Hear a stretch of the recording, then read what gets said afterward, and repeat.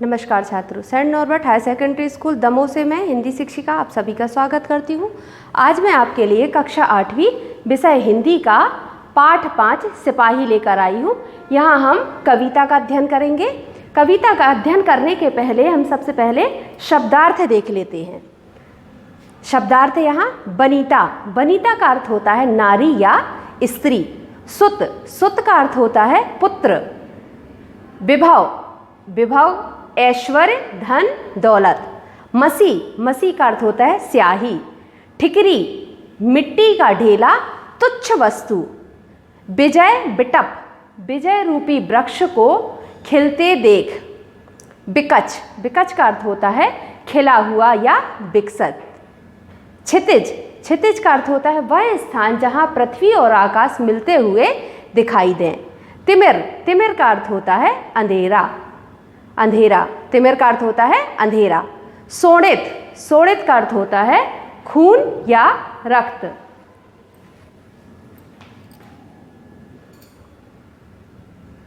उल्का।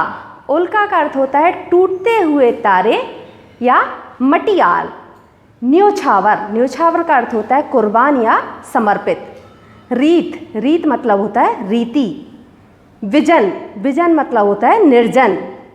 और विपिन का अर्थ होता है जंगल, वन या बियावान।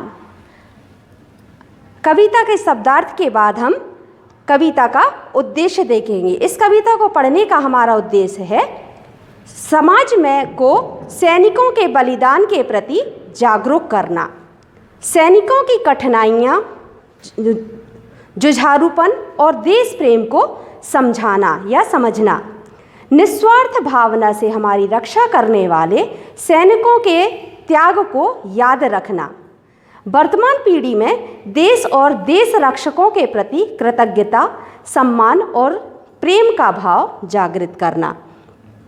इसके बाद हम कविता का सास्वर अध्ययन करेंगे। जिन बच्चों के पास पुस्तक है वो अपनी पुस्तक को खोल कर बैठेंगे और पंक्तियों पर ध्यान देंगे। बनीता की ममता न हुई। बनीता का अर्थ क्या होता है? नारी या स्त्री। बनीता की ममता न हुई, सुत का ना मुझे कुछ छोह हुआ। सुत का अर्थ क्या होता है? पुत्र। बनीता की ममता न हुई, सुत का ना मुझे कुछ छोह हुआ। ख्याति सुयस सम्मान विभव का जो ही कभी ना मोह हुआ। जीवन की क्या चहल पहल है, इसे न मैंने पहचाना। सेनापति के एक इशारे पर मिटना केवल जाना। मसी। मसी का अर्थ होता है स्याही। मसी की तो क्या बात।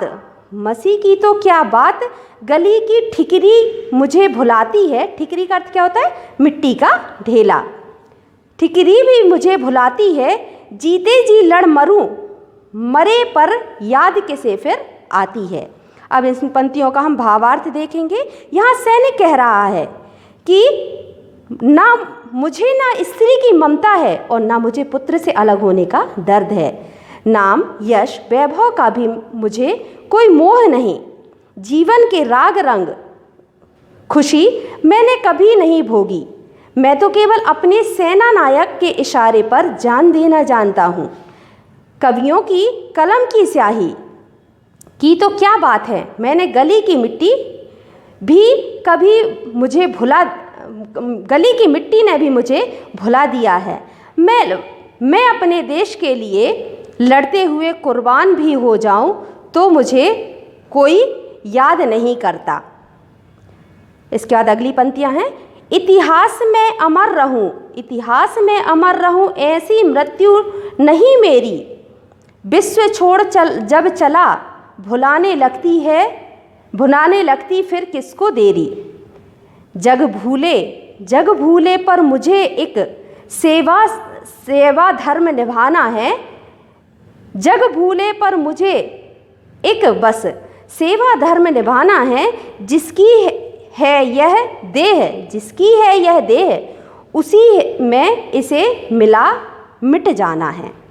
यहाँ कवि कह रहा है, यहाँ कवि सैनिकों के भाव व्यक्त करते हुए कह रहा है कि सैनिक कहता है कि मेरी मृत्यु इतनी गौरवशाली नहीं कि वह इतिहास के पन्नों पर दर्ज होकर अमर हो जाए। दुनिया छोड़कर जाने वालों को भुलाने में किसे देर लगती है। चाहे दुनिया मुझे भूल जाए, मुझे तो देश की सेवा करने का अपना धर्म निभाना है कि मिट्टी की इस देह को देश की मिट्टी में ही मिला देना है। विजय रूपी वृक्ष को विकसित होते हुए देख, जिस दिन तुम हृदय से देश प्रेम का भाव महसूस करोगे, उस दिन भी क्या यह समझ पाओगी कि स्वतंत्र देश में खिले फूलों का लाल रंग किसकी रक्षा में बलिदान हो जाने वाले सैनिकों के रक्त के कारण है। आगे की लाइनें देखेंगे। वह लाली हर प्रात क्षितिज पर आकर तुम्हें जगाएगी। सायंकाल नमन कर माँ को तिमिर बीच खो जाएगी। देव करेंगे विनय, किंतु क्या स्वर्ग बीच रुक पाओगे। किसी रात चुपके उल्का बनकर, उल्का मतलब होता है टूटा हुआ तारा, उल्का बनकर कूद भूमि पर आऊँगा। तुम ना जान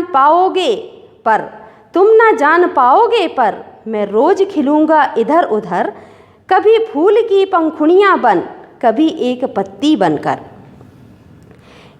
यहाँ कवि कह रहा है कि फूल की वह लाली तुम्हें प्रातः जगाएगी और शाम के अंधेरे में माँ भारत माता को नमन कर छवि छिप जाएगी।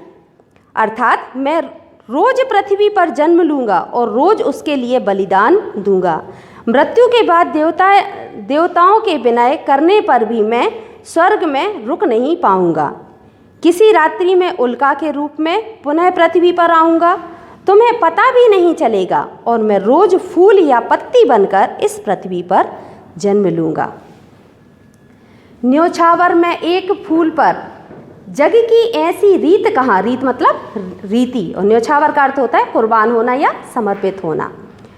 न्योछावर में एक फूल पर जग की ऐसी रीत कहाँ। एक पंक्ति मेरी सुध में भी सस्ती इतने गीत कहाँ।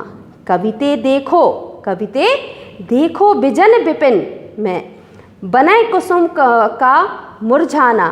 व्यर्थ न होगा इस समाधि पर दो आंसू कण बरसाना।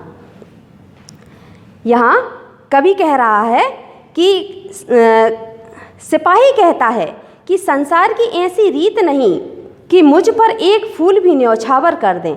कवियों के गीत भी इतने सस्ते नहीं कि एक पंक्ति भी मेरी याद में लिख जाए। शायद कोई कवि निर्जन जंगल में किसी जंगली फूल को मुरझाते हुए देख सके और मेरी याद में ऐसी पंक्तियाँ लिखे कि सुनने वाले मेरी समाधि पर आंसू बहाएं। उसके ये आंसू व्यर्थ नहीं होंगे, क्योंकि वे मेरी तरह देश पर बलिदान हो जाने वाले सैनिकों के लिए प्रेरणा का काम करेंगे। यह था कविता का भावार्थ। कविता के लेखक हैं रामधारी सिंह दिनकर। आशा करती हूँ कि आपको यह भावार्थ समझ में आया होगा। अब होमवर्क की ओर जाते हैं। गृह कार्य में मैंने आपको दिया हुआ है कविता का 7 स्वर वाचन करें और भावार्थ और अभ्यास कार्य के साथ कॉपी में लिखकर याद करें। धन्यवाद।